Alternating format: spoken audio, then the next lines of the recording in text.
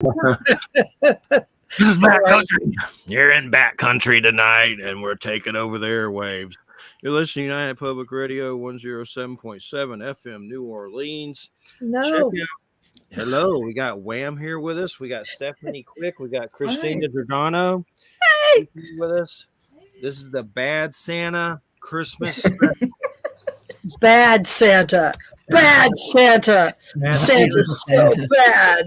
That's Billy Bob Thornton. The first one's really good. The second one, they really messed that one up. I don't know what happened with that one. But anywho, check out Dead Sky Publishing. They have a lot of weird splatter westerns. And if you want to check out their new Weird West anthology with Joe R. Lansdale and Al Goingback, you can check it out at Dead Sky Publishing. Basically, it's kind of like just a free-for-all, a Christmas party, the last show of the year. And just briefly, coming up January 5th when we return is Eric Grimsrud about your, I know so many of you love Trump, so this whole show is going to be about Trump being the Antichrist and then Napoleonic, it's okay, a Napoleonic type figure, much like Napoleon or Hitler, and you can see it in his little squirmy little eyes. But that's going to be a whole show, and Eric's broke it down to Trump to mean Mabus, and it's creepy. Like there's something to it, but to each their own. And then we got Neil Donald Walsh, Conversations with God, and that'll be our second show of January when we come back. And still scheduling. So, Christina Giordano, that's right. The third week we got her for a show in the guest capacity, and then after that is the Satanist dude. Satanist dude. Dun, dun, dun, Satanist dude. Satanist dude. Creepy. I have to act like Geraldo Rivera in that one, and that's not easy for me. But so what's up, Stephanie? Oh, there's one last thing I want to say. Mm-hmm. Lately, I've dealt with a lot of Scrooge-type personalities in my life, and I don't want to name names, but it revolves around my work at a site I work at and I post content for. This dude just hijacked their bonus and used it to save a preacher to pay his court costs and was like, oh, there are Scrooges out there. I'm going through the Christmas Carol right now. There are people who make money off the backs of other people and don't believe in trickle down. And this guy, luckily I get my regular pay, but I'm $3,000 in bonus for that he's taken and hustled off to some weird, I don't know, it's just insane. But the Christmas Carol, it's happening, and hopefully ghosts come and wrestle him from his sheet and anybody else mess with people in a Scrooge-like fashion. But that's all I want to say. It's turning my face red. But so what have you been up to? What's Stephanie been up to?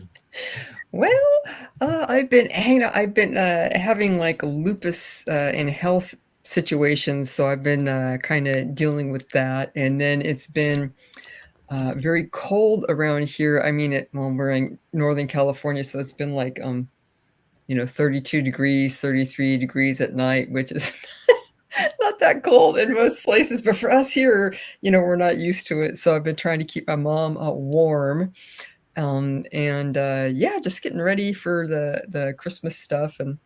And I found out that my rheumatologist is quitting medicine, so I got to try and find a new rheumatologist. And of course, they don't have anyone in the county. So it's just kind of a lot of life stuff. But so you asked if I wanted to come on a couple days ago. And of course, I was talking with you guys, and Christina is here, so even better. But you said it was going to be about bad Santa or weird Christmas stuff. And so I sent out some feelers to some of my sources, and I got some weird stuff going on. I don't know. First of all, there's speaking of naughtiness around Christmas time, I have a friend from college. Naughtiness. Mariana Perlaki. And so I said, she is of Hungarian extraction. So I said, do you have any Hungarian stuff going on?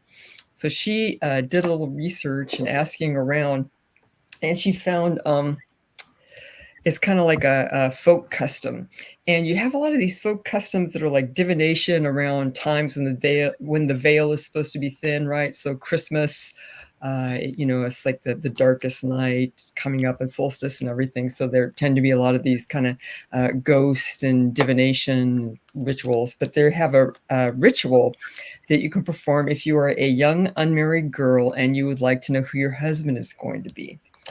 So what you do is on Christmas Eve, you get ready for bed, but you just put on like a shirt, like no underwear or pants or anything. And you get a broom in your bedroom and you start sweeping from the outside part of the room and sweeping in and in and in and in and in. And then when you finally get it, so you swept all in the center of the room, you look out your window and you'll see your future husband.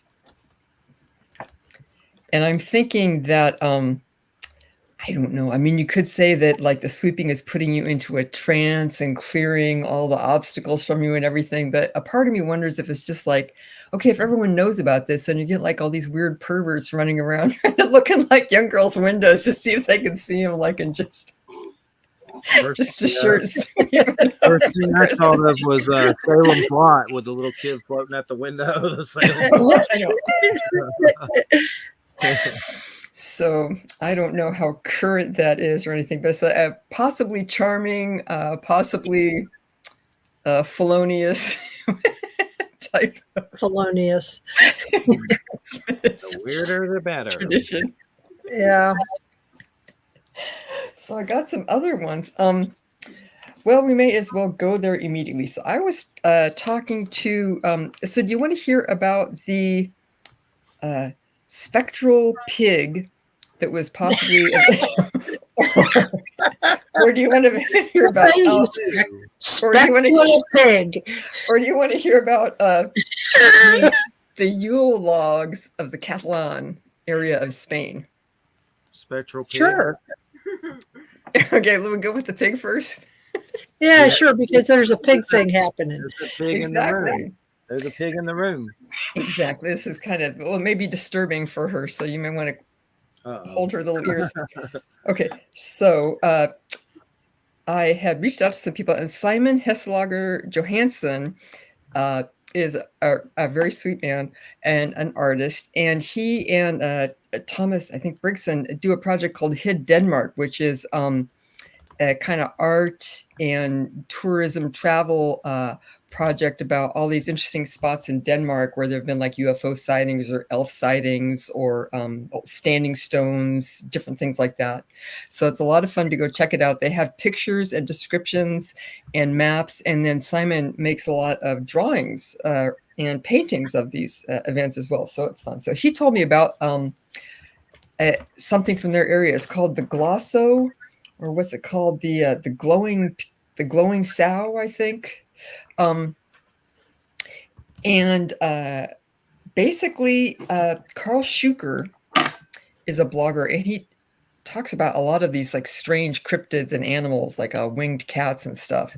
He has an article on the Glosso, and Simon sent it to me, and then my mom read it to me. So this may not be exactly perfect and every fact about these ideas, but the idea is that like back in the medieval times, when in Sweden, when they were building a church, they would have a sacrifice for the foundation, right? There's this very old idea that you have a blood sacrifice that is knit into the foundation of these important buildings as kind of like a guardian of the area. Now, it would either be a human sacrifice or a sow, right? A female pig. So the idea was that this sacrifice was meant to kind of bind the spirit of this pig to the church and the churchyard as a protective spirit. So most of the time, I guess they're pretty chill with what's going on. But around Christmas time, these wild boar spirits become like ghost pigs that, unless you are confront them in a particular way, they become very aggressive and will try and attack and and pursue you. I guess that they will chase people, and the main highlight. I don't know if it's really a highlight, but their main, let's say, method of attack is first of all they will snort fire, and they're trying and aim it like directly for the butthole as you're running away. And then when you're slowed down by this burning sensation in your nether regions, they kind of come under you. And you know how a lot of wild boars, they have like that line of bristles? So they're trying to get the line of bristles like right up under the taint and take you out. Goodness. I guess if you are brave enough and confront them and stand your ground, then it's possible that you can be granted wishes or have some type of divination. You're able to kind of see the future of the next year, and it's like a bunch of like slides going quickly in front of your face. That's supposed to be how it is. If you're brave enough to kind of stand your ground with these glowing sows that come at you, and otherwise they are known to gnaw. They like to, well, you know how pigs like to eat. I don't know if anyone watched Deadwood. But it's like a Deadwood scenario with these pigs. Yeah, I can kind of see that. Yeah, I can see that. And then they also like to sharpen their tests on the edge of the gravestones as well. So, yeah, I guess pigs are known for that. I don't know if it seems like this would be something I would have told a story on this show before, but I don't know if I have. My dad's dad lived most of his life in Fresno, California, which is in the Great Central Valley, and but it's close to the foothills of the Sierra Nevadas, where you have a lot of agriculture and everything around there. And in like the 40s or 50s, he was called to be on a jury. He didn't actually serve on the jury, but he was like sitting there for the voir dire and everything. And the circumstances of the crime were that these guys had gone and they had gone to like a ranch, and they had tied up the owner, who was an old guy, and left him in his house while they had robbed it. And then they left him tied up, and they knew there were pigs there. And they were being tried for murder. Yeah. So you got these ferocious pigs running around. See, that just, I know pigs because my grandpa raised hogs. Mm-hmm. And, hogs can be really good little pets, because they're smart and they're buds, but they're smart, but they can just be vicious too, They're like people. They are very much like people, which is why I think I can't eat them. I feel like I'm committing cannibalism. Yeah, it's terrible that they taste so delicious. Apparently people do as well. So in case anyone is worried about overeating. Oh, sorry. They're called long pig for a reason. Or I guess, huh? But yeah, if anyone was worried about overeating at the holiday season, just play this on repeat, because the next one is not going to want to whet your appetite either. So I was. I'm sorry. So, I was talking. Now I want to credit her as inspiring me on this. Willow Truman of the Nonsense Bazaar. If you like weird topics, that's a great show, and they have a big archive. So I was chatting with her about this recent trend for coffee enemas on like TikTok and stuff. The new twist is that people, well, it's mostly like these white ladies, are surrounded by white ladies. Okay, are demonstrating in real time, like on a live stream, how easy it is to oh my god, administer for a little pick me up. I guess it's supposed to have like 8 million benefits and be very spiritual. He's like. Anyway, you can Don't search it. I saw an article about people hitting themselves in the face with a hammer, like in a new trend. Oh, Like it's like, what the hell is going on? nothing good. At any rate, manipulation or yes, something. yes. I don't know. This one lady was talking about, and it's like you almost have like a almost instantaneous release of toxins. It's like, well, yeah, there's no idea behind any enemy. Oh, so this is very naughty. Okay. Okay. Where does the French vanilla go? Yes. How is this related to Christmas? You might ask. Yule, this. So in this season, you might ask. Yes. We've been like on an eggnog Evan Williams binge, just like this eggnog in a bottle that's got like rum, whiskey, brandy. Oh, that reminds me. I have some Jim Beam over there. It sounds delicious. I haven't had any Jim Beam. the last few nights I've had it, and I have to be careful because of the lactose. So, continue on. In the Catalan region of Spain. The Catalan region of Spain. They have elaborate nativity scenes. You have them all over the world. In Christian countries, where you have, the baby Jesus in the manger and all the three kings and Mary and Joseph and the angels, everything, the farm animals and everything. But they have an extra figure called El Cagane, which translates to the defecator. And it is usually, it started out as like a farmer looking type of guy, just kind of wearing like a white shirt and dark trousers and a traditional Catalan red kind of beret hat. And he is popping a squat and dropping a deuce. And popping a squat. I've never heard that one. That just made me. You have to understand now that I have chickens. That's like a very specific visual because chickens kind of walk around and they'll just be walking around. And they go, and it just comes out. Or every now and then you'll see it come out slow, and it's like.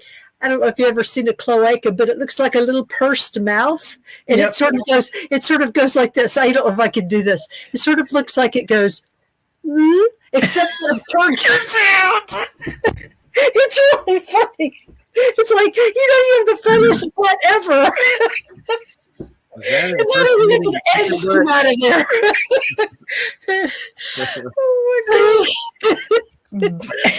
Well, this is a naughty time. This is paranormal, quasi paranormal, paracloacal. Paracloacal. Boy, that cloacal. So this is like the traditional word. I mean, you think of that. I'm not even drunk, people. I'm like on no drugs at all. Is this the Christmas spirit? We've been lately watching some like Christmas horror movies. There's some good ones. There's Rare Exports, which is on Screenbox, but it's like a Finnish, I think. But the guy I haven't seen that. I've always wanted to see that one. It looks really good. It's on Screenbox. It's pretty cheap, like $5 a month or something, with a lot of weird stuff on Screenbox. But basically, it's about like a Santa Claus that's pretty much like the ferocious eats children, and they catch it, and then it gets crazy. It's definitely insane. And like one of those that you should like watch every December. But another one that we just saw that came out, Something's in the Barn, and it's Norway, and basically all these like the yard gnome, typical look of the yard gnome. It's elves in the barn, and they go crazy and attack a family, and it's like all these bearded elves everywhere. But it's from Norway. But there's some good ones. Krampus, that's a good one by the guy that did Trick or Treat. Like we like to find. There's some good ones. You can turn Christmas into Halloween real quick.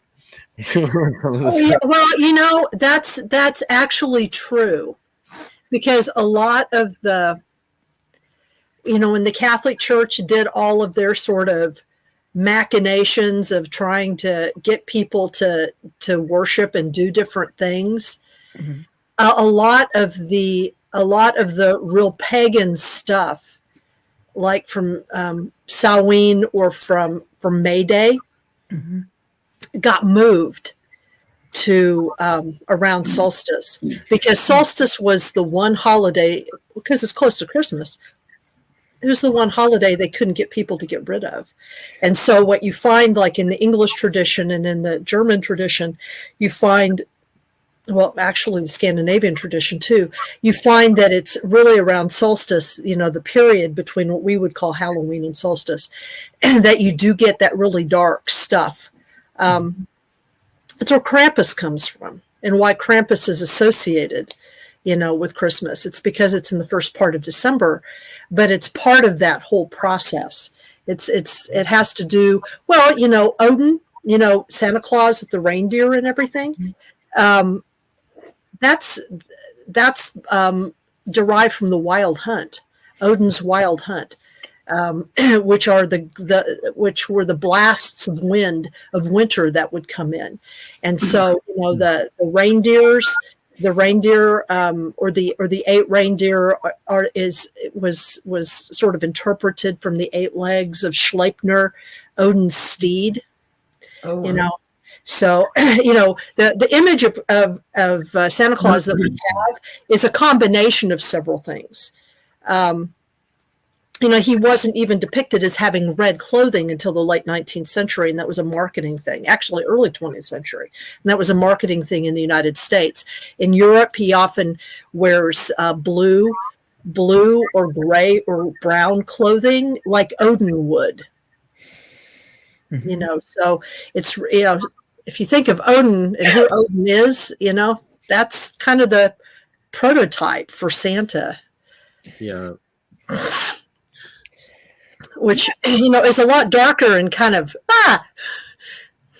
Well, it's the whole, first of all, before we forget, I wanted to see if you guys could see, here's one of the traditional carignan, but they also make them of celebrities and superheroes, and well, here's Batman. I don't know if you can see. It's just people pooping. Yeah, well, it's kind of funny because it started, I guess, like back in the 1600s that they started producing these, and then it just became a thing. I think you get these scholars are trying to say, well, it was a reaction to the Baroque art form of the time because it was like too froofy and they wanted to ground it, or that it's like a fertility good luck thing. Like you would fertilize the fields, and so it was just be like fertilizing the Christmas celebration. So it's a good luck thing. It's like the anus is like a portal to all good things or something. I don't know what they're trying to say. Whoa. And we started out with cloacas, and now we were like right there. Okay. So we anatomy class. We always end up in poop somehow. It's just a poop. Okay. This is going to be our last show ever. Okay. But what was that? What was it called? The little statues again? The technical name? El Caganer. Caganer. And it's funny because you'll see that they have these. I went on this one site and they have, you know, just like hundreds of them. They'll have like everyone from like Obama, Dumbledore, Wonder Woman, down to just like local sports stars and stuff like that, or, you know, politicians. It's just a little statue of someone pooping. That's basically the long and the short of it, and it's been going on for hundreds of years, and it's just like humanity, ladies and gentlemen. There you go. But one thing I want to say really quick, so I don't forget, is there's this place that Christina told me about, Citizens Petition to Stop Animal Cruelty. And it's basically a place that took down this beagle farm where they were doing crazy, insane experiments on dogs that are just sick. I called and prank called that place, and I said, hell's coming. And then next thing you know, they really got shut down by this place. And the place is called Physicians Committee for Responsible Medicine. That's PCRM.org, and they basically go after these crazy sicko places that do crazy. Like they had like basically dogs like Jack, my dog who passed, just doing crazy like Nazi stuff, like from the camps on these dogs, like weird stuff, just sick. So this place takes them down. That's pcrm.org. You can donate and get more stuff from them. But Physicians Committee for Responsible Medicine. Oh, that's good to know about. Yeah, that's crazy. Like I couldn't. Just as they tore that place down, and they were basically just doing crazy stuff, like starving them, and just weirdness for sure. So, is there any particular movies y'all like to watch during this time? Anyone for Christmas, like a movie that needs to be watched? I'm not a good movie watcher. Nothing. Nothing. I don't think. What do I say? I do Bad Santa, but not every year. Yeah, I saw some. Oh, you know what? I was looking at there was some article talking about more unexpected but good Christmas movies, and I remembered that The Apartment, if you guys know that one, with Shirley MacLaine and Jack Lemmon, actually is a Christmas movie. How it ends up, and then Fanny and Alexander. I haven't seen that one in a long time. I saw it in the theater about Ingmar Bergman's movie. Mm-hmm. And it's basically it's very much about his childhood and possibly foreshadowing your guest coming up in January, Jeffrey. But it's the Fanny and Alexander is like him and his sister and their little kids, like pubescent, and their mom and dad run a theater troupe. And it starts out at this Christmas dinner, and it's just like, paradise, magical, hilarious, gorgeous, a lot of love, a lot of fun. Actually, there's a great scene where like the one uncle who's kind of older and fat gets all the kids at the top of the staircase, and he runs down and up, and then he runs down and up, and then he runs up, the third time. And this is like takes place in like the early 1900s. And so the kid holds the candle and he farts it out.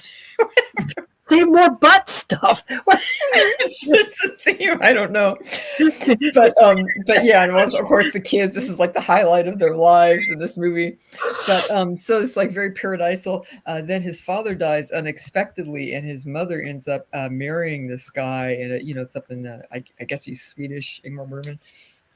Very austere, fundamentalist, abusive man, and it's just like it goes from like heaven to hell, and then he dies in a very terrible way, and they're reconciled with their larger family and stuff. But yeah, it's a really good Christmas movie, and it is very dark and dealing with like the dark side of religion too. So what's it called? Annie McPhee? Fanny and Alexander by Bergman. Yeah, it was one of his last movies. Actually, yeah, I've heard of that. Actually, I haven't. It is really good. Yeah, it's gorgeous. It's beautiful. I mean, obviously, but very lush, very austere. Very. He dies in a really awful, horrible way. But yeah. So yeah, that's a good one. But other than that, I'm not. My mom and my husband watch a lot of movies and a lot of TV, and I'm just like not a good person that way. And recently, Stephanie and Wham, we saw that weird Bigfoot post on Facebook. Oh yeah, uh-huh. I was trying to, I tried to look up those people, and I don't see anything on there about them. So I was wondering if it's like AI or is it a real dude? Like, I don't know. I have no idea. I mean, it sounds like something. I mean, you read enough reports and you see enough of what people post online, and I would believe that someone would post that. But yeah, it was like what basically they felt the spirit of Bigfoot, and it was like Jesus Christ, and then that spirit of Bigfoot asked them to put on some Christian songs, and they felt blessed. According to a giant a lot of Bigfoots came and they had like a Christian jamboree and played Christian songs. I think someone made it up, but that's why I was trying to find the account. So I mean, maybe like a 1% chance it's true. I don't really know, but my first reaction to it is this BS, but What's weird though, you can't find the accounts anywhere or any of those people. Like they don't exist. So it was just weird because the Bigfoots were like Zorf, and they were calling them. That's right.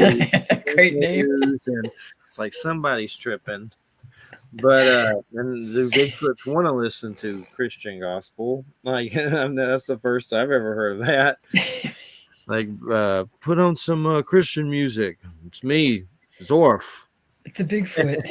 Yeah. Zorf. Zorf. Zorf. Yeah. Most of the time I hear these preachers talking about if you say Bible stuff to them, they go away like they're Nephilim or something. So it's a different point of view that I usually am not used to. Yeah.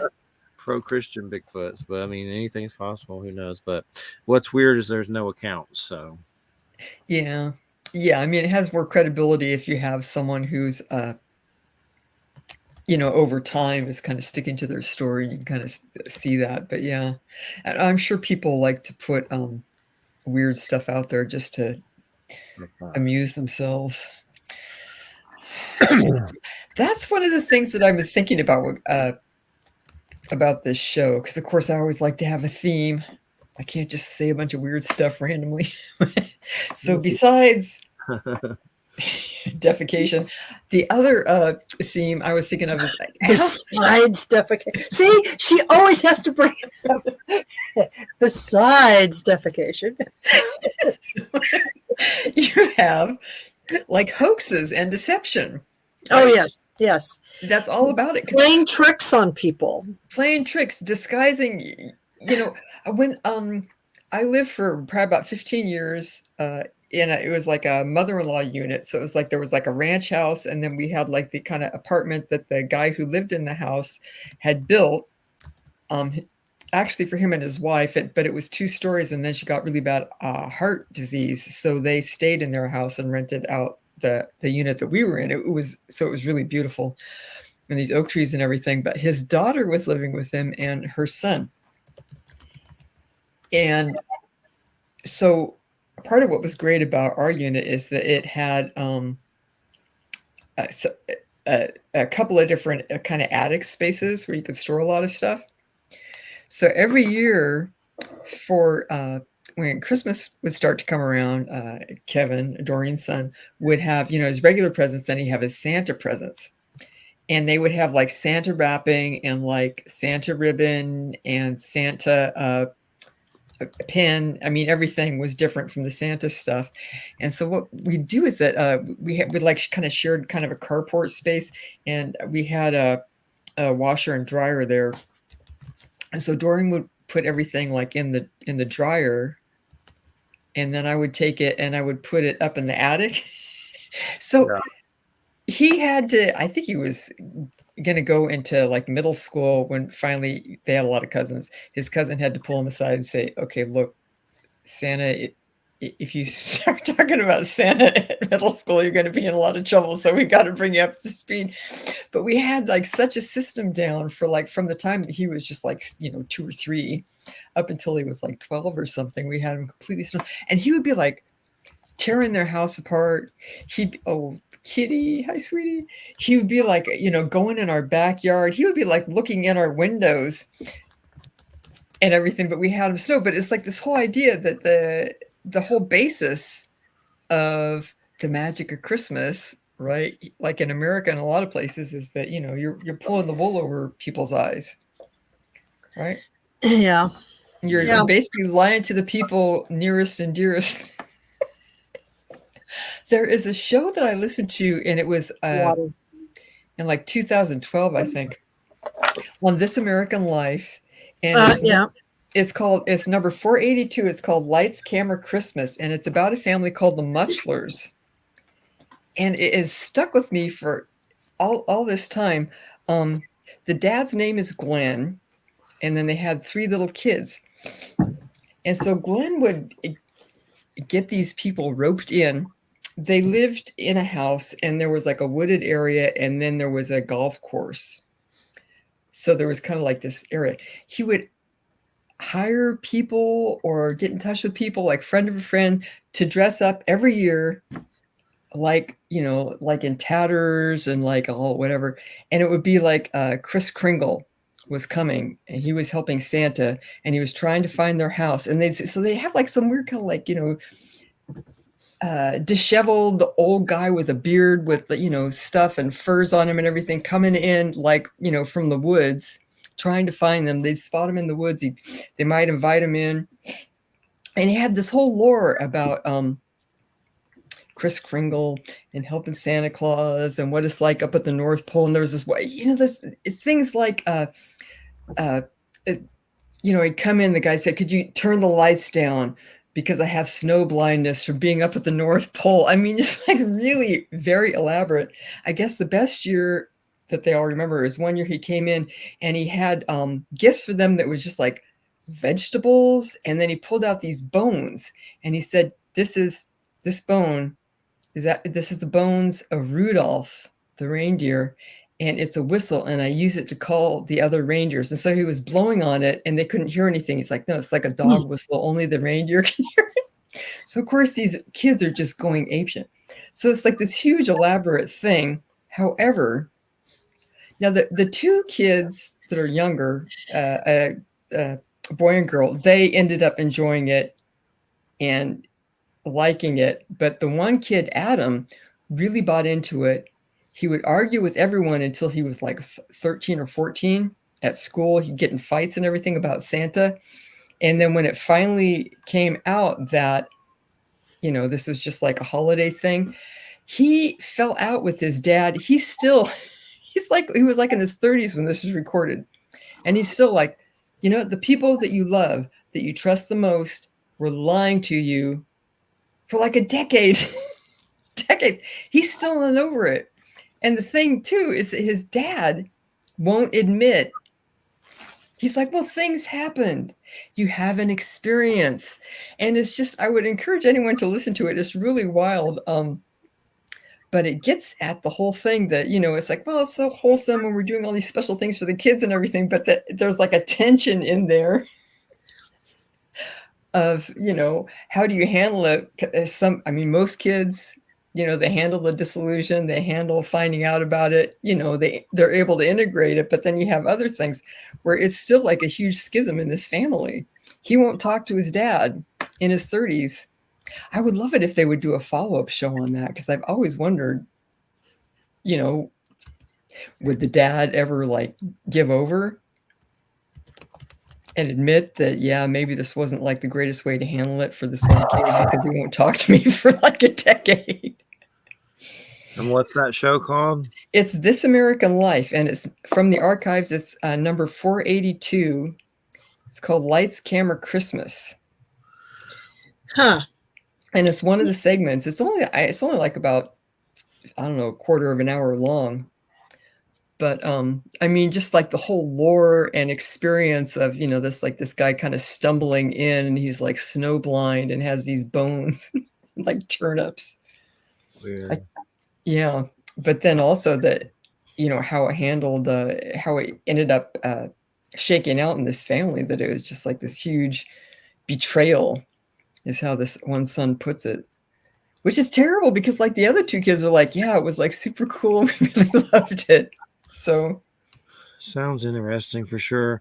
We had some interest lately in the Dogman stuff and watching a lot of documentaries on that on Tubi. Tubi has some pretty good ones. American Werewolves. There's one Skinwalker, Ragaroo, or whatever. Then there's another one, Dogman Triangle, which is basically it's just interesting. I know Christina's told a story where she woke up dragged out of a tent when she was younger, like felt like something tried to take her out of the tent while she was sleeping, and woke up out of it. And we recently were going down a highway near here, and on the right-hand side saw a strange wolf-like creature. But I don't know, we don't know what it was, but it was definitely weird and golden with strange hair. And I haven't heard of wolves being here, but it was like down in the gutter or whatever on the side of the road looking for something. And then I know a lot of these shows that the natives talk about, a lot of the people see them on the side of the road looking for roadkill. But it was just a weird thing. But the weirdest thing about those documentaries, there's a lot of witnesses that are telling stories, and one guy's anonymous, and it's from Small Town Monsters, which is that Seth Breedlove and all that. Yeah. And he's anonymous and telling how he peed himself from an experience. And it sounded pretty good, but it's just interesting. I know Linda Godfrey, and there's like a whole town that we're getting reportings and keep taking it serious, and the sheriff like collects them and all that stuff. But it's just, I know the dog man seems harder to believe than Bigfoot in a lot of situations. So for some reason, it's just kind of harder to swallow, I guess. But there's something to it.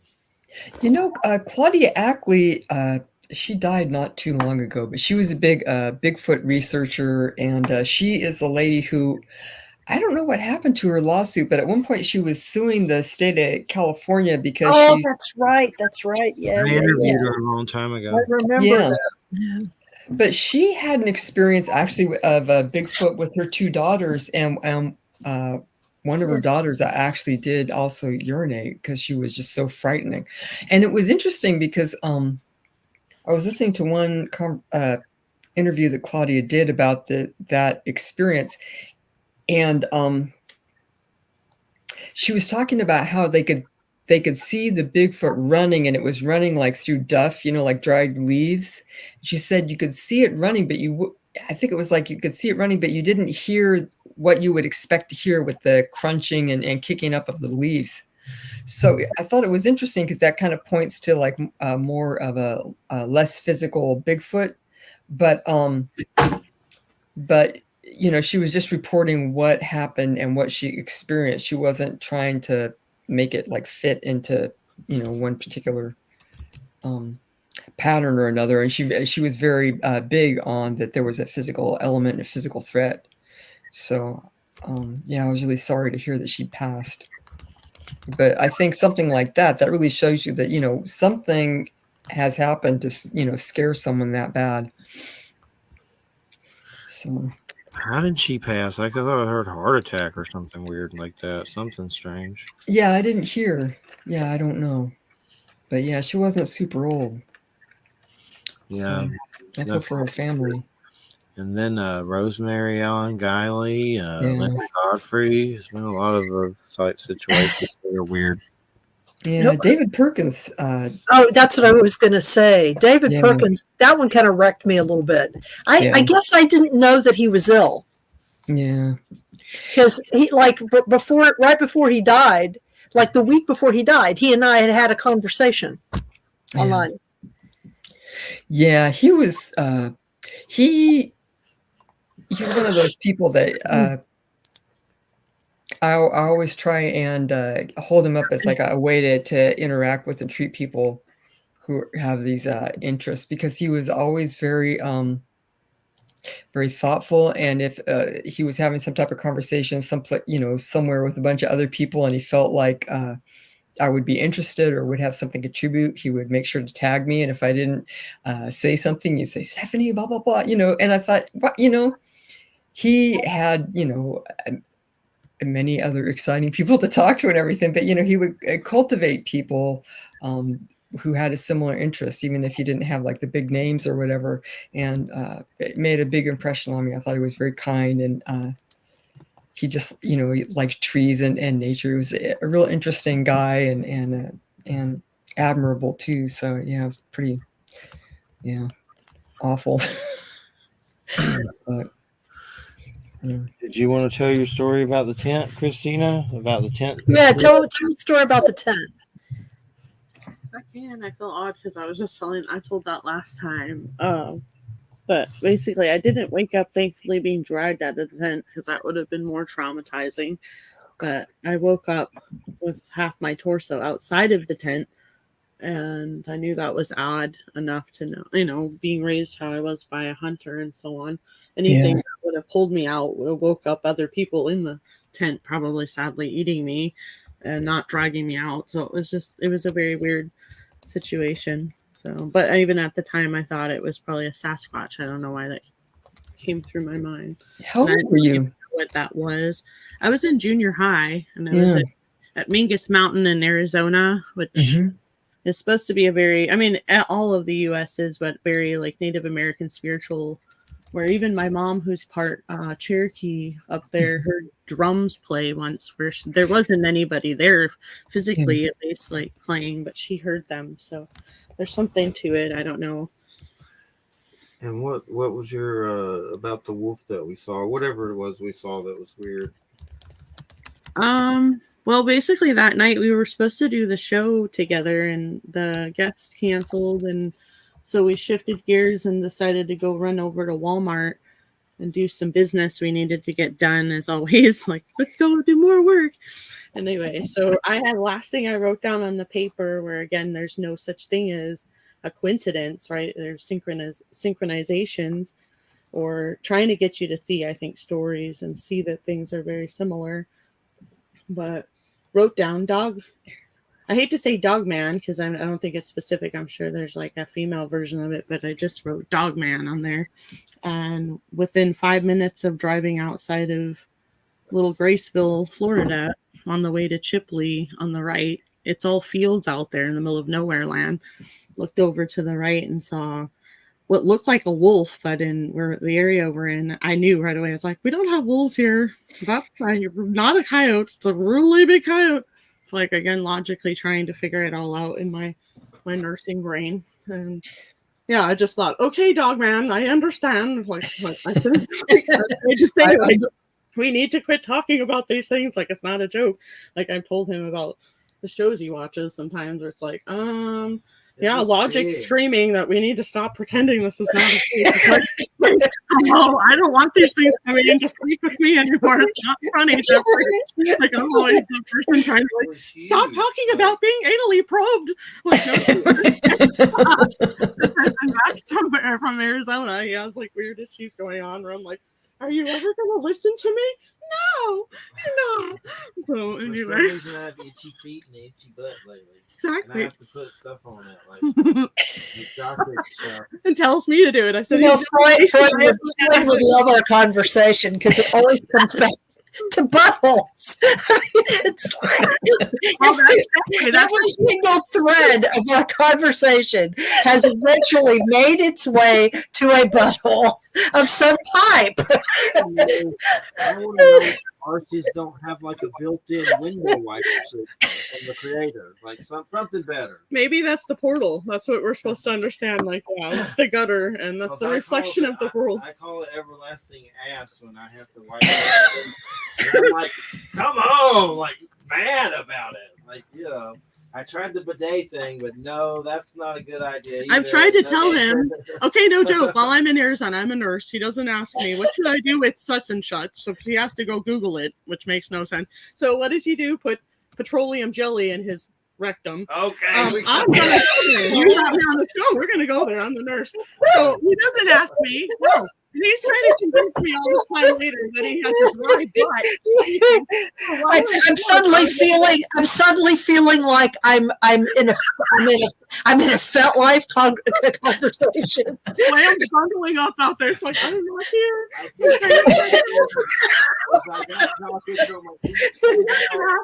said, don't put petroleum. Do not put petroleum in your butt, Jeffrey, to try to fix swamp butt. And the only thing going on with it, but you're just denying that closet all day. You ever seen Doom Patrol on HBO? It's a crazy superhero show. Jesus, There's an army of butts.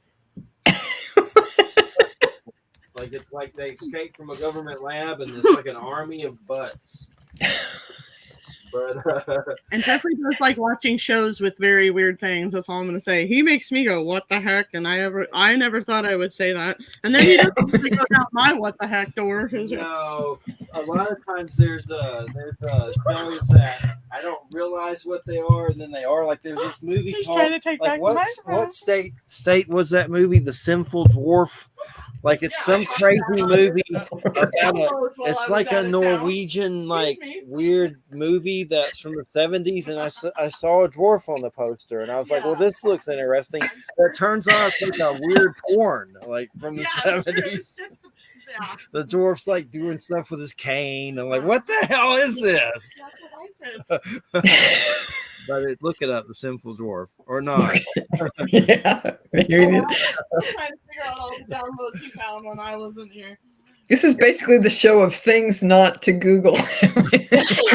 Oh yeah. Yeah, I'm not even going to. I remember I'm in this one group that's called. Oh, what is it called? This one Facebook group that's called. I can't. What is it called? Something about. Hold on. I have to look it up. It's something about something about a suitcase, but we'd have to burn the whole suitcase instead, or something, or this one. Satan shuffles papers. Well, I don't even have a form for this one. That's. Oh, here it is. There's a lot. This is the name of the group. There's a lot to unpack here, but we should burn the whole suitcase instead. That's the name of the group. And at one point, somebody posted just a link and said, "Don't go to this link or you will be sorry." So of course, what did I have to do? I got on my VPN and went to the link, and I was sorry. Yep. It was basically FetLife for people who have sex with animals, and it was like, I don't want to know this. I don't want to know this. I immediately left. Well, my favorite is when you have these kind of fetish posts that show up. Like they used to do this a lot on Reddit. It's like it'll be like unpopular opinion, and it'll be someone posting about some kind of fetish thing, but it's like kind of plausible deniability, and so you get all these responses where people are trying to interact with this idea in good faith, and then at a certain point, someone goes and checks this person's profile, and they're like, "Oh my god." I know it's true. Yeah. So I've been guilty of that. It's like the whole goatsy thing, which if anybody, some people in the internet universe will know what that is, and some of you will not. And I'm not going to tell you if you don't know. It relates to the show's theme, though, however. Yeah, it does in an odd sort of way. Yes, it does. It does. Which, interestingly enough, this topic that we have set first. Yes. I actually got an interesting request. You saw the interview that I did with Leilani. And as a result of that interview, and as a result of an inquiry that somebody on one of her Facebook groups made, I interrupted what seems to be the interminable length of a blog post that I've been working on, because it's just too heartbreaking for me to actually figure out when it's going to be done, to work on something that I actually know a fair bit about. Mm-hmm. But I've just never talked with anybody about it, and that is the subject of ice magic, how to work with ice as an element, because in the Northern European traditions, ice is sort of it's sort of understood, at least in the occult practices of groups like the Brotherhood of Saturn, the Fraternatus Saturni, that Stephen Flowers talks about, and the Dragon Rouge and some of those German groups. Ice is really, and certainly in certain rune groups, ice is seen as kind of like a fifth element. Okay. And certainly ice and icy things figured intensely, obviously, in the mythology and lore and folklore, even, and magic of folklore magic of Northern Europe. And so I actually have a fair amount of information about this. And in fact, the last time I talked to Stephen Flowers, it wasn't the last time Jeffrey interviewed him, but the last time that I was there and talked to him, we had sort of an off-the-air conversation. I don't know if Jeffrey remembers this, but before we got started, we had sort of an off-the-air conversation about ice magic. And he told me that there was actually a fair amount of work that had been done in like the Brotherhood of Saturn on ice magic, but none of it had been published. None of it had been translated or published.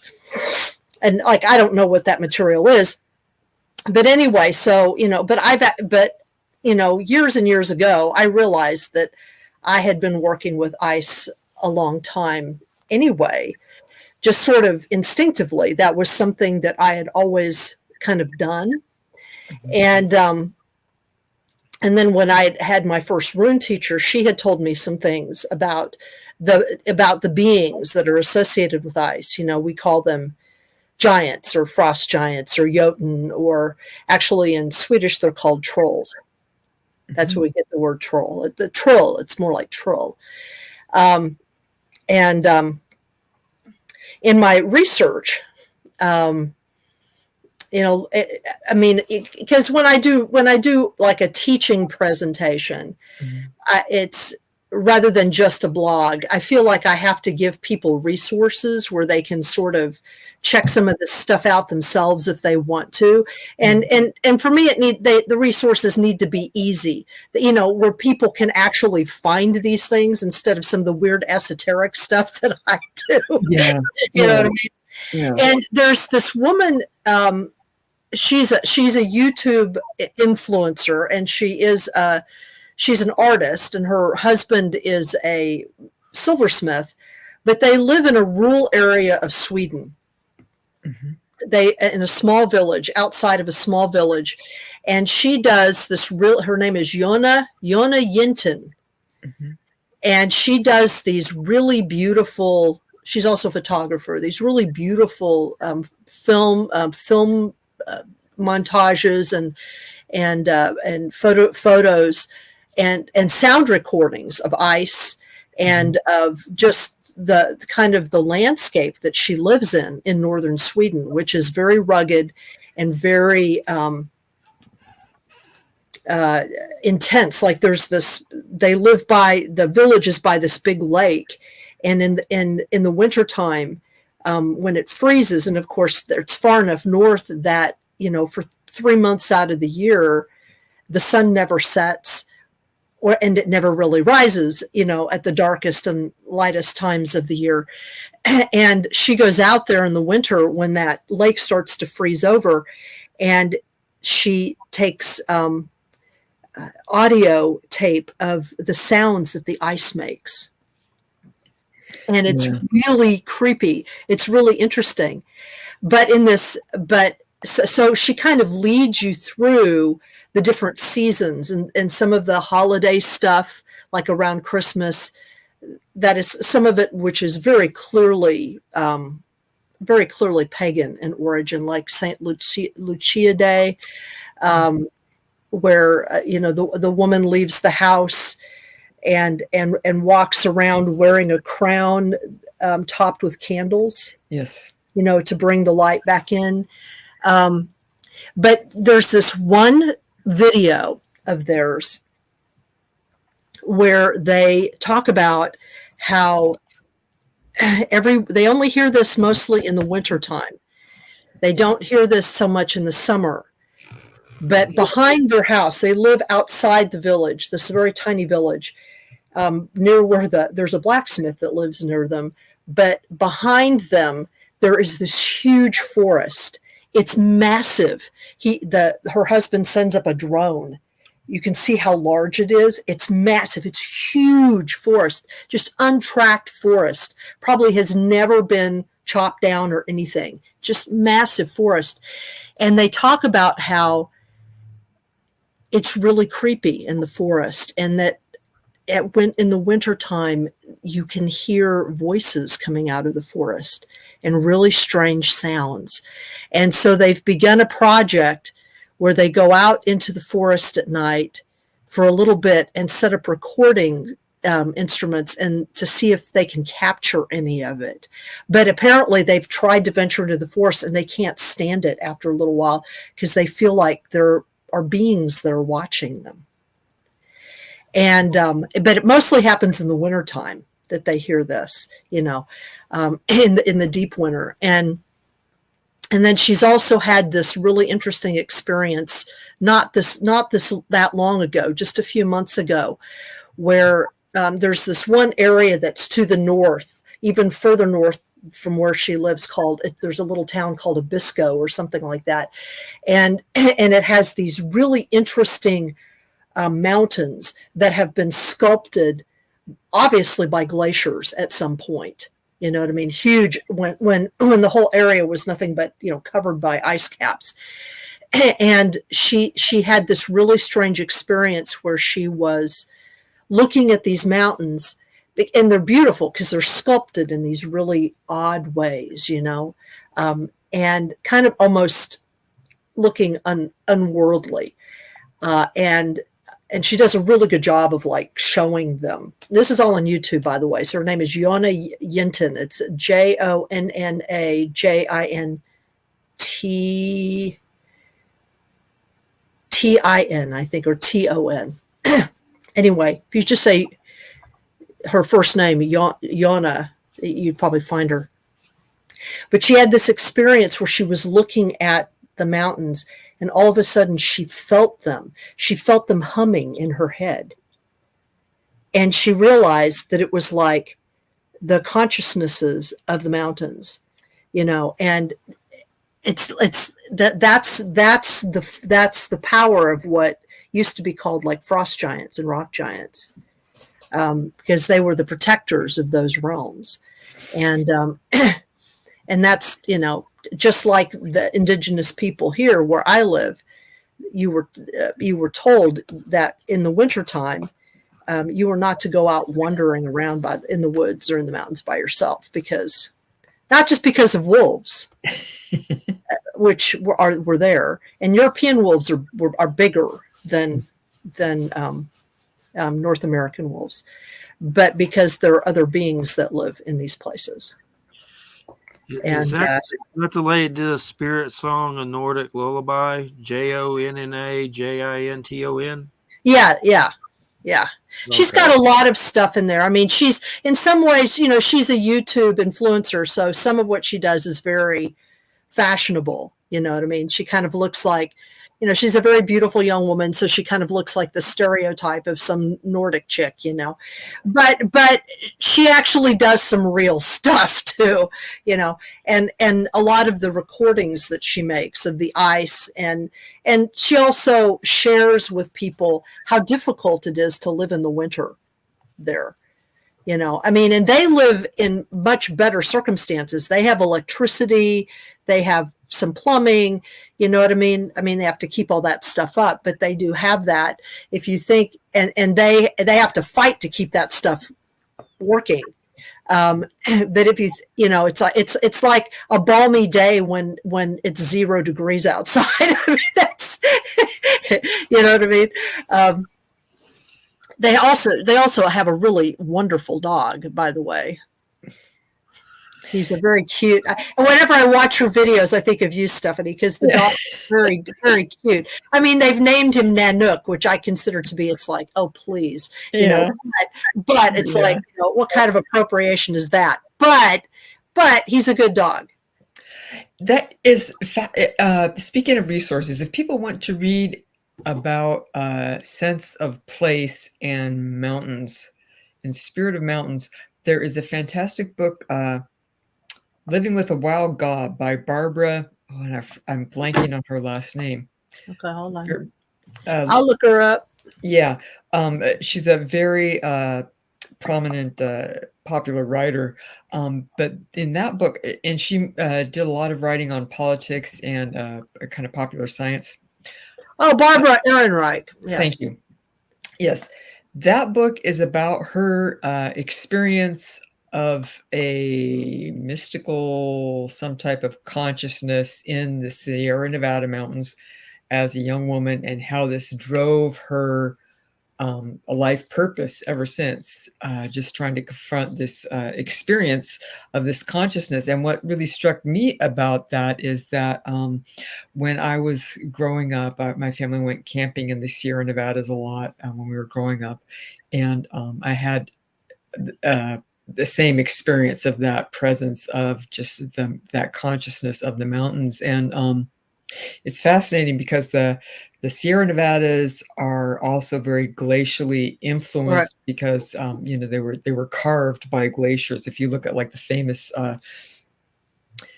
shape of like Yosemite Valley, Kings Canyon and stuff, these were carved by glaciers.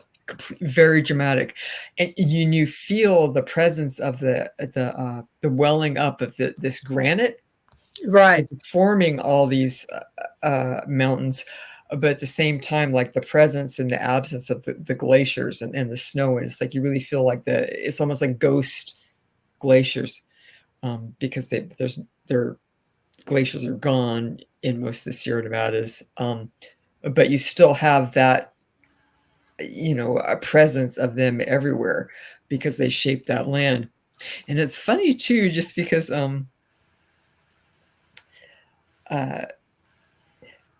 different approaches about the forest.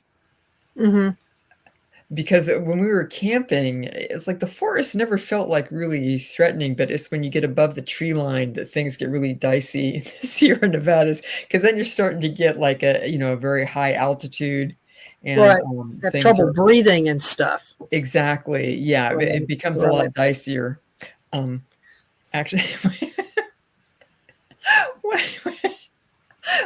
I'm going to tell a story that is kind of terrible, but it fits with our theme. My brother is a big outdoorsman, has been for all his life. Now he works as a fly fishing guide. Many years ago, he was, and this is like before GPS and everything, where you had to, it was more like a compass and maps.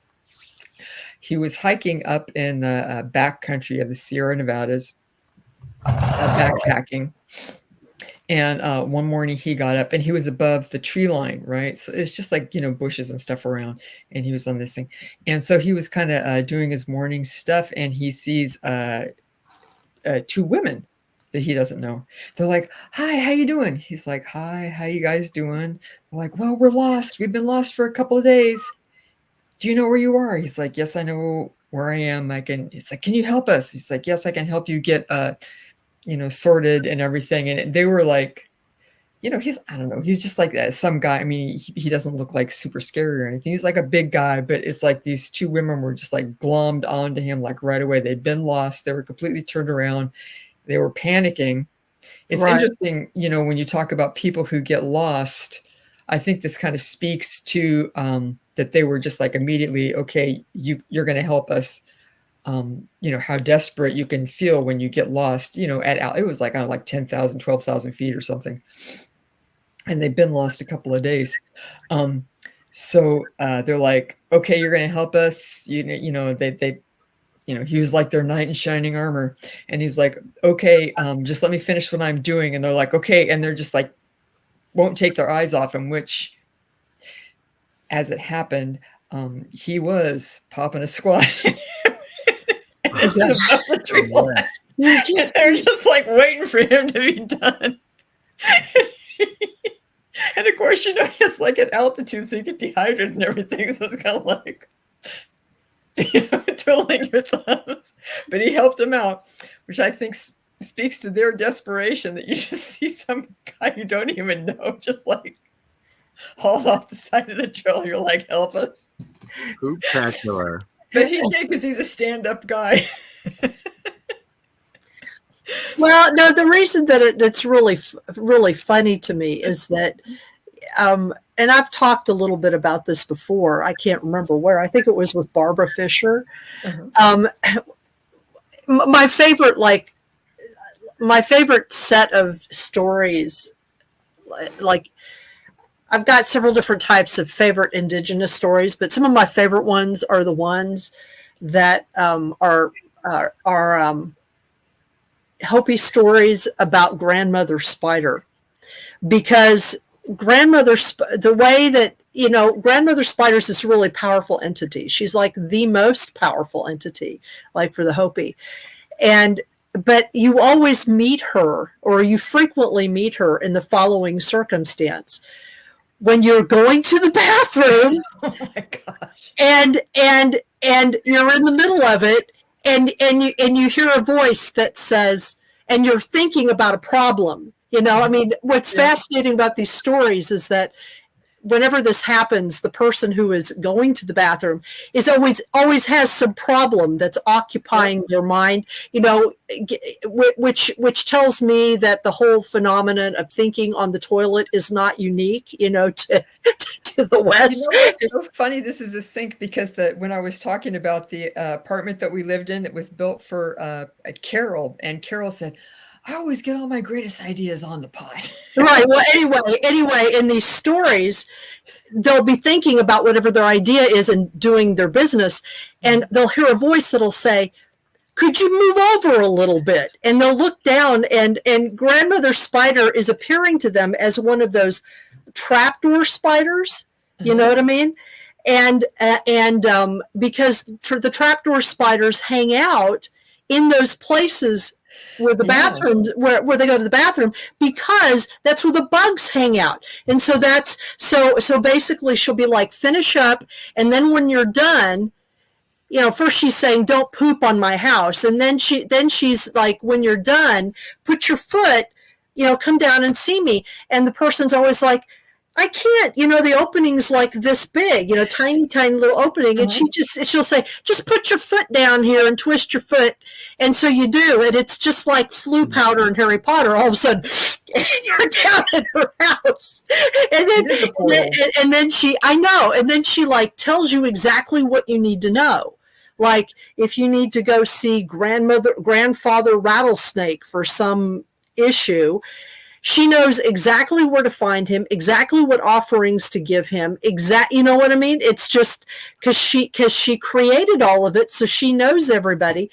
So there's this one story about this kid who wants to help his village because his village is being attacked by like this ogre, by this monster, but nobody thinks that he can do anything about it because he's kind of short and misshapen and ugly. But he doesn't want, he wants to try to do something in order that people will think better of him, basically.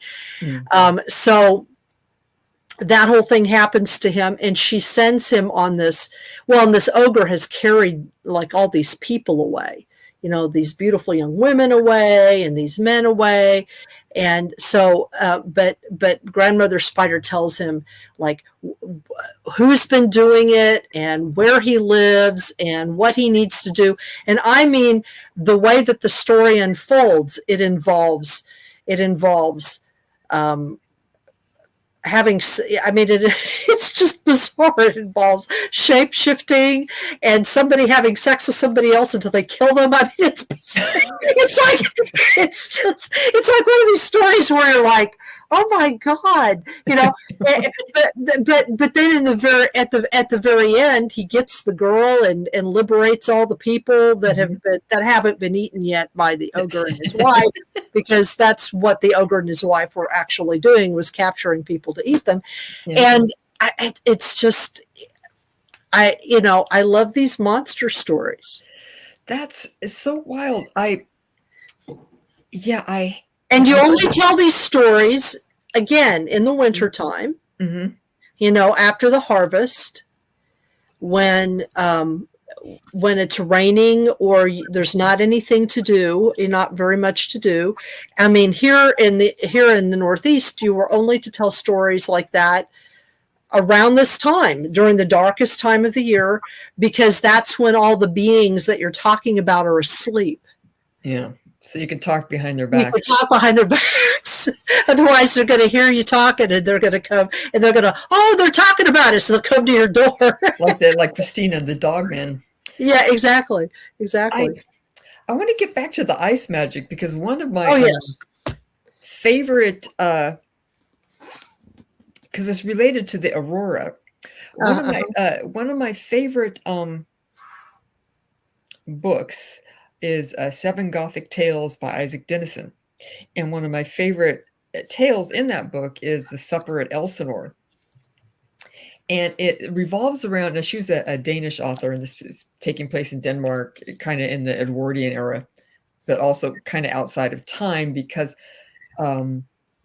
this story revolves around like a folk tale that in the town of Elsinore, there's a river that runs through it, and on some winters the river will freeze over, and when the river is frozen like that, then you can receive visits from ghosts.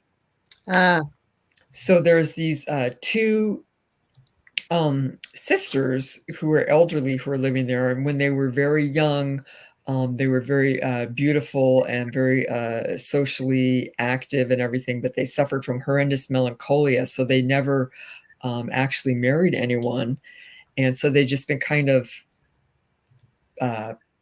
existing kind of outside of time, and that, like never buying anything new or whatever. For like many decades, they'd had a very dashing brother who broke many hearts, very handsome, athletic, charismatic, who had disappeared when he was young. And they never knew what happened to him. So they've been kind of in this state of suspended animation for decades. And then one night, one winter, the river is frozen over, and one night they're sat down to supper, and the ghost of their brother comes and visits them. And he had gone on to go out and be a pirate and do all type of exciting and terrible things. He'd lived a very active physical life and died due to murder or something terrible. So there's that contrast, but then the supper ends when you can hear that the ice starting to break up, and you hear the cracking of the ice. It's very, if you like Gothic stuff, I cannot recommend that book enough. It's very eerie and strange. But I always thought that book was very interesting because it gets into much like the properties of, like you say, of elements, and then of particular like environmental weather, meteorological conditions. We've been having in the last few months, I follow some aurora chasing accounts on Twitter, and we've been having a lot of coronal mass ejections that then when they hit the Earth's atmosphere, they'll make these incredibly beautiful auroras. And some of them have been coming very low. We had one about a week and a half ago that we had some aurora just like maybe a half an hour from here at Sears Point, which is very unusual to see it around here. I saw the aurora once actually in my apartment that I talked about earlier. But that's the only time I've ever seen it. Anyway, what's interesting to me, a lot of people have noticed this, is the relationship of sunspot to kind of psi expression, right? You're going to get more telepathy, more synchronicities, more PK, more ghost reports, possibly UFOs. All this type of stuff will tend to kick up when you have the increased sunspot activity. And I've known a number of people online who have been having some sync storms recently with all the aurora activity.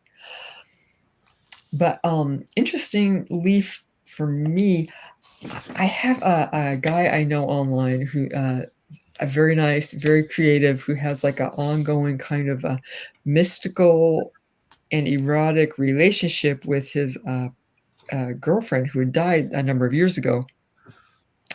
And he lives in an area where it's like, I mean, it's pretty taboo in most areas. He lives in an area where it's very taboo. But we talk and stuff. He's a very creative, fun person. But part of his problem is that he can only experience like a connection with her at certain times. And other times it's kind of like you're thinking, but that person is not there. I mean, I think it's just like, in physicalities. I mean, sometimes things don't work where you can meet up with the person for whatever reason.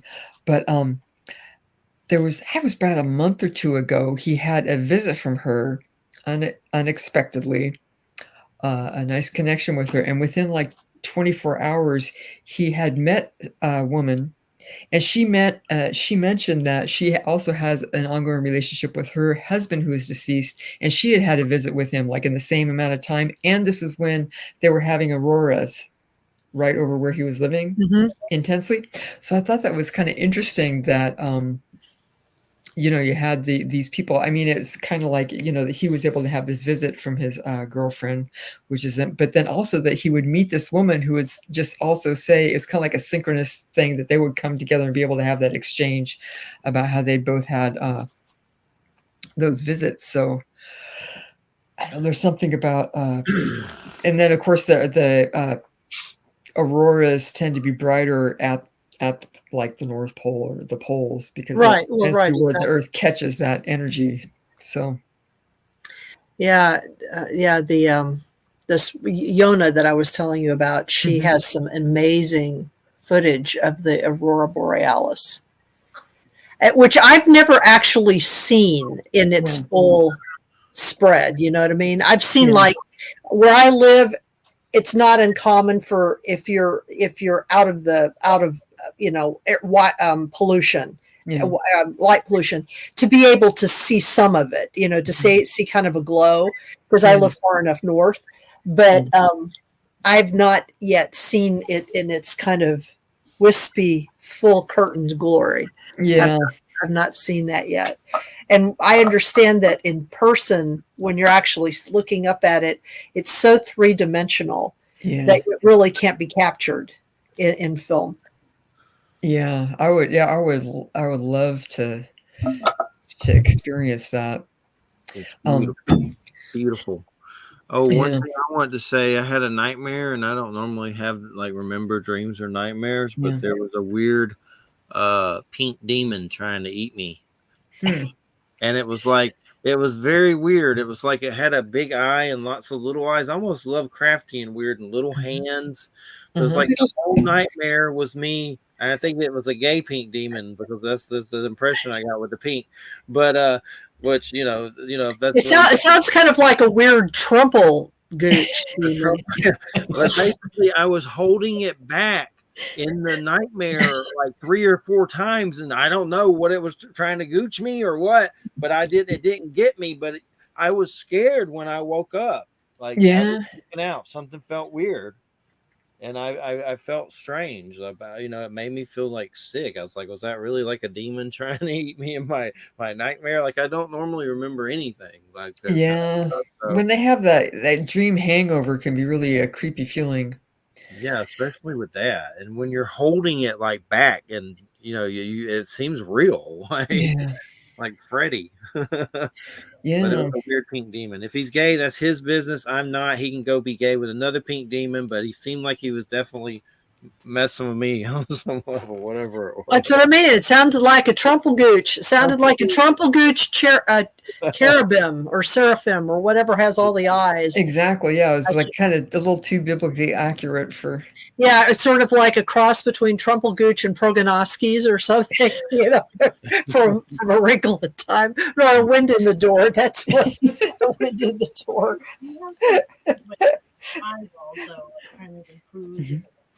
Yeah, I don't like food with eyeballs. And I might these are kind of like a fear that we're taking. Food with eyeballs. Yeah, so it's like he's dealing with some weird butt monster that he's scared is attacking him. All I know is, no joke, I was awake in my weird bewitching hour between midnight and 4 a.m. and that's when it happened, probably around 3. And I was doing laundry around the corner, and I felt this awkward anxiety. I couldn't breathe, and I didn't know where it was coming from.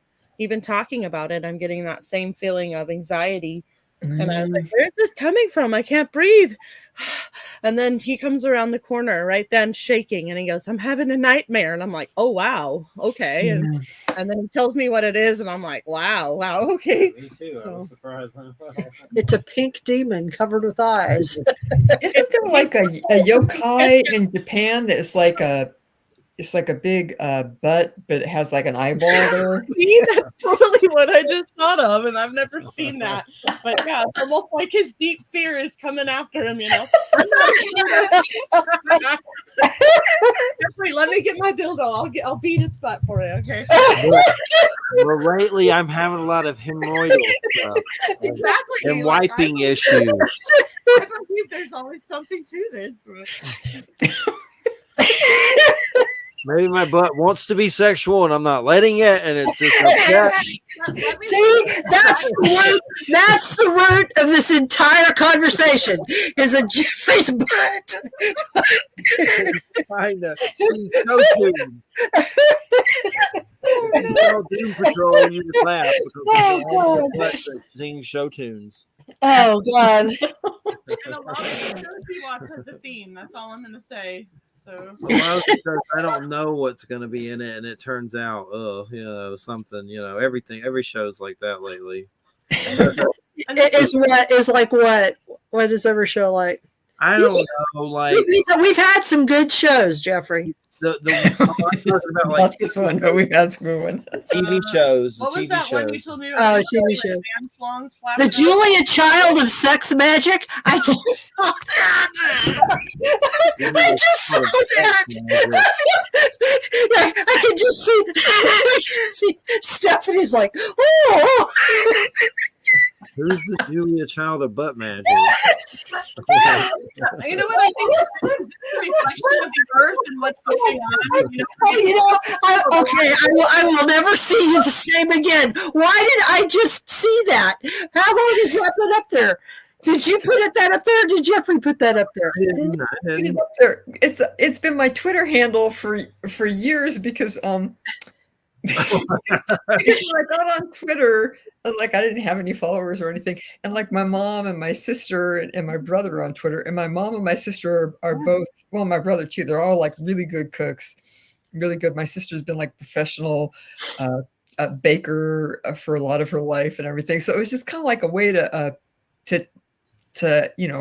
differentiate you from the kind of making fun of, kind of a joke for my family, but then it stuck, and then I forgot it was there, and then more people thought it was hilarious. But I do believe what I like about Julia Child is that she started becoming more prominent when she was older, but she has this great attitude that if you just want to put in the time and learn and practice, that you're going to be able to come up with these techniques and dishes and experiences that are enjoyable for you and whoever you're sharing them with, instead of like feeling like, well, especially at the time she wrote, it's like French cuisine, it's like you have to go someplace special and spend all this money, and you might not, whatever. She's like, no, you can do this for yourself. And so I like that approach to for sex magic, especially because then people people get so hoity-toity about sex magic, and sex magic can be pretty basic. I will never forget. Like I used to watch her show, and she would film some of her mistakes, and one of the funniest things I ever saw was she was doing some kind of a dish with a really big fish, and she was going to show you like how to fillet a fish, and so she had this, like, I don't know if you saw it, it's like a massive tuna. I mean, like, it was a ginormous fish. It was probably 3 feet long. It was huge, and she wrestled it up onto her cabinet, or where she was going to do it, and she flipped it up there, and it got away from her and went right the garbage pail. And she just handled it. She goes, well, whoop, and then she just picked it up again. It was just, but it was just the reaction. It was great, And I suppose that's a great approach to sex magic. It's like, well, that didn't work. Okay, let's try this one over here. Yeah, she's she had a great attitude, and she's like focusing on, you may as well like enjoy life and what you're up to, what you're doing. So but yeah, it mostly started as a way I thought, ha, my poor mom when she sees this on Twitter. Was she really a spy? Because I looked that up, and there is stuff about her being a spy. Yeah, no, she was. Yeah. What? Like, really? She also worked during World War II to help develop shark repellent. Because they had for like the Navy and stuff. But yeah, she worked for the intelligence agencies. Yeah. Yeah. That's She a worked trip. for the OSS, which was what it was before the CIA, it became the CIA. Yeah. That's interesting. Sure. I was going to ask you, Wham, what's going on with Mercury retro? What other planets are going on right now? What other planets are going on? All the planets are always going on.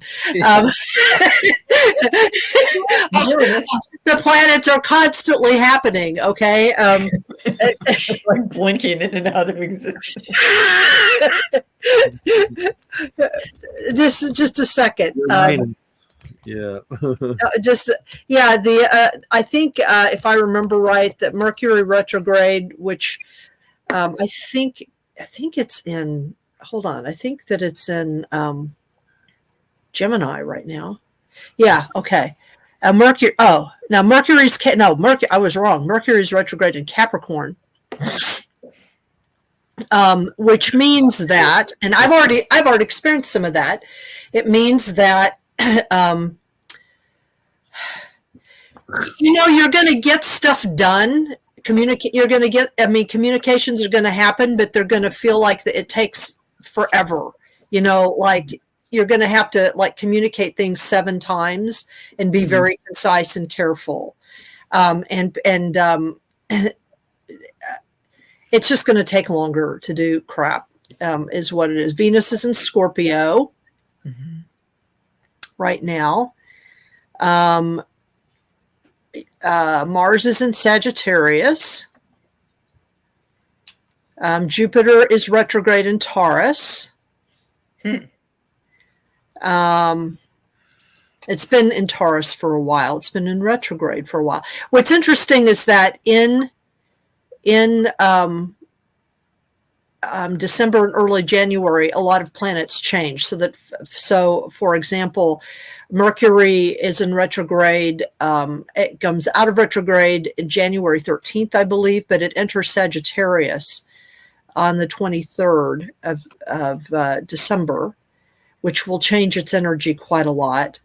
Will make it more annoying. Venus is in Scorpio, but will enter Sagittarius on December 29th. Mars is in Sagittarius, but will enter Capricorn on January 4th. And let's see, what else is anything? Oh, yeah, this Uranus that's also been retrograde in Taurus will go direct January 27th. And Pluto has been in Capricorn, but will enter Aquarius for quite a while. Pluto, Neptune, and Uranus are like generational signs. Yeah. Generational planets. So Pluto has been in Capricorn for a few years actually now, but it will enter Aquarius on January 20th. And I would imagine, I'm just going to guess, but I would imagine that there's going to be some major political issue or change around that time. Trump, Hitler. Well, maybe, but I mean, I think it's going to, I think ultimately Trump is only important to us. He's not important to the rest of the world. I'm talking about stuff that's going on in the Middle East, stuff that's going on in the Ukraine. I'm talking about stuff that actually has bigger world import than Mr. Tiny Penis Man. Because I think that he exaggerates his importance and we exaggerate his importance, and that's part of the reason why he's a problem. So that's kind of what's going on at the moment. Is it usual for that many planets to be in retrograde? That's normal. It's actually very normal. It's more normal for planets to be in retrograde, at least 1 or 2, than for them not. It's more unusual for them to be all direct. There's almost always at least one in retrograde. And the Mercury, this last Mercury in retrograde, this is the last one for a little while. The one that we are going in right now. There's usually 2 or 3 a year. and I don't know about you, but this year I have the Mercury in retrogrades. Usually they don't bother me too much. I just can sort of ignore them.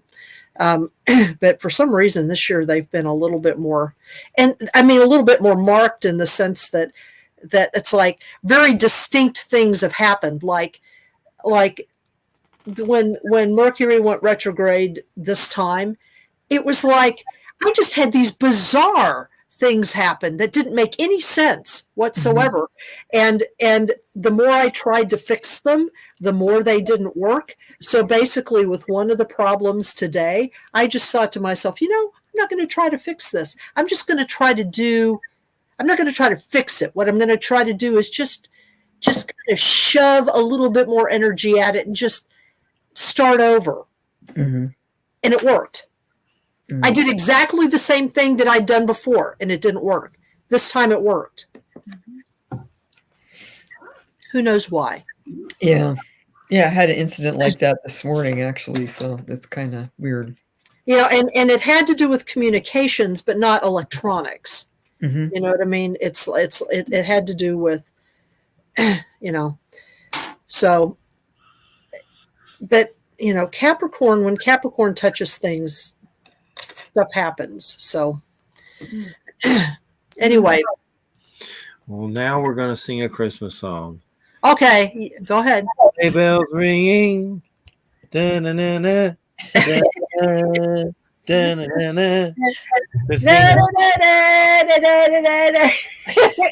Before the show ends, I have to add something. Being a Virgo and representing Mercury.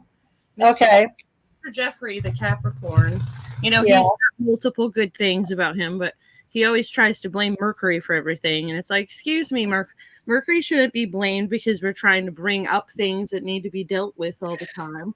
Well, he's trying to run away from everything. So I'm like, let's deal with the things. Because again, you don't deal with it, right? It'll come back up again, even as a dream or a nightmare. Well, here's the deal, Mr. Jeffrey, man. I don't know that this is true, but if it is true what she's saying, here's the deal with Saturn. Saturn says that if you do the work, you will get the reward. So whatever work you're not wanting to do, you're actually keeping your reward from yourself.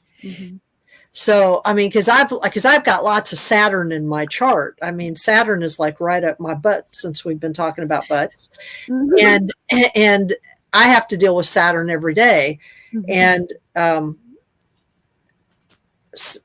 Capricorn rising, Saturn and Capricorn in the first house. I've is lots of Saturn, so it's like if you do the work, you get the reward. What are they saying? Saturn's going to lose its rings? Not during your lifetime, sir. We're talking millions of years. The rings are only a few million years old. I mean, when the dinosaurs were around, like the peak of the dinosaurs, I don't think Saturn even had rings then. The rings are temporary things. Temporary adornments, huh? There's some discussion about it from science sites and stuff, but I didn't know how serious it was or whatever. Yeah. I think it was one of Saturn's moons and it got pulled apart. It got too close or something. I heard an ambulance, an emergency. I heard a whistling. I don't know what it was. We have one here. We're right next to the main highway up and down the valley here, so we always get a bunch of sirens going. Yeah, occasionally the fire alarm here, the fire station that we're right next to goes off, and then it'll sound like an air raid siren, like right outside the house. And, I just want to say, listen to United Public Radio 107.7 FM New Orleans, and we'll be taking a break after this show for a few weeks and be back January 5th with Eric Grimsrud for the Fuhrer Shipper von Trumpelgut show, and then we'll have Neil Donald Walsh, Conversations with God, and then Christina Giordano, and then the Satanist dude for January. And then the Satanist dude. Yeah. And the big thing with, I'm glad to take a break. I get burned out. And the biggest thing I get burned out with is scheduling. Like, there's a lot of publishers that I've worked with for years, and they've never had any problems ever. They just like stop talking to you. I don't know if they just say, we're not scheduling people right now, just ignore you. Like, I've had that happen a lot, and there's nothing bad that's happened. It's just, I don't know, it's just weird. It just happens, I guess. But then a lot of people being late for the show, not time zone mess ups. It's just, that's the part of it that's like, ugh, it burned out like crap after 16 years of scheduling. Yeah. But it seems worse definitely this month for some reason. Like, it's just been a circus. But I got January figured out, so at least I got that. So what's going on for Christmas with you? What's going on with Wham and Stephanie? We're gonna do celebration eggnog. We don't do Christmas. So I mean, seriously, I mean, I think Alan's family is probably going to be in the vicinity, but I avoid them studiously, not because they are terrible people, because they are not terrible people, but I just really don't like Christmas. And so I just really don't like the expectations surrounding it. So and I'm tired. To me, it's like I'm taking 10 days off, and I need to rest from my job, and I don't need to be dealing with lots of people or being expected to cook or, anything like that. So I'll probably do some kind of solstice thing, like the end of next week, because solstice is what, the 21st, 22nd, something like that. So I'll probably do something like that, and it'll be private, and then I'll be done. And then I will spend the next week having sleep and eat and Star Trek marathons and Battlestar Galactica marathons. And then I'll probably go visit a couple friends and have fun. And that's it. Cool. That sounds good. Oh, I wanted to say just fun. The Earth has been chatting at us, and I've been enjoying it. I'm terrible I can't like talk and like read at the same time, which I feel terrible with, because they have that capability on these things now, but I'm like, I can't do it. Oh yeah. There's the chat. There's the chat. The Earth has been chatting at us. Hi, Earth. Z Sun Dragon, the Earth. Protect and love the Earth, Jeffrey. Yay! And oh yeah. By the way, if you are all interested, it's Rachel. Hi. If you are interested in ice magic, I will be recording something about it this weekend, and then hopefully it will be done by the end of the weekend and I can put it up. It's not going to be like a regular blog. I may announce it on my blogs, but I'm not going to like reproduce a transcript of it like I usually do, because some of this is not like a regular blog. This is like a teaching presentation. But if you want to kind of get into the spirit of all of that, when it's cold, this is what you do. When it's cold and the wind is up, you go outside.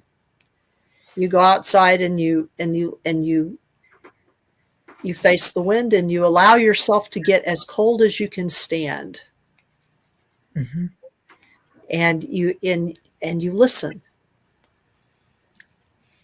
And it's good to take an offering, because that's how you avoid being picked up by the wild hunt.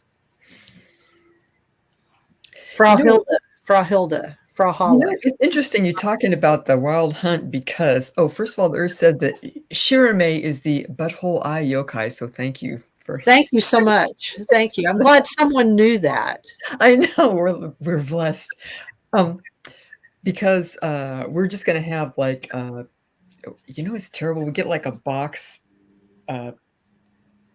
holiday meal from like Whole Foods or Safeway or something. Right. Which is fine. My brother might come down, but my dad and my bonus mom Doris came last weekend, and they have Swedish Valhund dogs Pi, and then they have a puppy, Ludwig. And these are dogs from Sweden. They're kind of like the ancestors to the corgis. They're like low. They look like real short, like German shepherds or something. Mhm. They're an ancient breed, but they were bred to herd everything from ducks all the way up to cattle, which Wow. means they have like these horrifyingly piercing barks. but they're really smart. They're great. They're gorgeous. They're very, very furry because they're up there in the cold. But I had known Pi since she's several years old, since she was a little puppy, but I hadn't seen her for quite a while. They came over, and with Ludwig, who's like the new dog that they have, and he's so mellow and sweet, and he's really beautiful. But it was so funny seeing Pi because she got so excited and she was like making all these unusual noises. I think she was trying to say, "I missed you, and this is the new this is the new dog that you need to meet, Ludwig." It's really great. So that was a lot of fun just for a Christmas thing, because my especially Doris, she does Christmas stuff. It's so fun because you go over to their house. They have this cute craftsman, and she has everything from like that they have like the tree, special lights, everything from like she'll put up like a shower curtain that's like Santa taking a shower, and like you look in the corner and there's like a cute little a candle tea light holder, and it's like a little mouse dressed up like an elf. It's just like everything. It's like got all the kitsch. Oh, it's just so funny. And she'll have like a big dinner and some champagne, and they collect like a carnival glass. So like the beautiful cutlery and table setting, and it's just like overall, but it's so fun because you get to go there, and she just, some years she won't do it, but other years they just like go all out, and it's just so fun to go over there and experience all that. And I haven't been over the last few years because of just like responsibilities and stuff like that, and COVID and everything. So it was really fun to have them over and see the dogs from the snowy north. I have a small neurotic Chihuahua, Oliver. And it was funny because we were like on the deck, and he was like, "Okay, this is way too much for me," because he's only like 7 pounds. So he was like staying inside the house with my mom. And they were like watching each other through the like sliding glass door, and they weren't barking or anything. And they're just like, So, but that was enough of that so that was my big Christmas celebration. Well, What are you gonna be doing, Jeffrey man? Lots of eggnog and food, and lots of Christmas entertainment, lots of music, Maybe of take a sitz bath. A what bath? A sitz bath. What's that? It's like you fill the tub or a bucket or something with the kind of like warm water, some Epsom salts, and you soak the affected area. Yeah, we've been doing Epsom salt. I call it his grandpa sits. I call it the bum bath. Yeah. Exactly. Yeah. Well, thanks to Christina, thanks to WHAM, thanks to Stephanie, and thanks to everybody who's still listening after all that budtastic talk. Thank you to appreciate it. Buttacular. Everybody have a good Christmas, and watch out for the Chinese cyber attacks that are happening, and hopefully World War III doesn't break out nuclear holocaust. Have a good weekend, everybody. We'll catch you January 5th when we return. Take care. Keep on marching to the apocalypse. Bye. Good Happy night, New Year. everybody.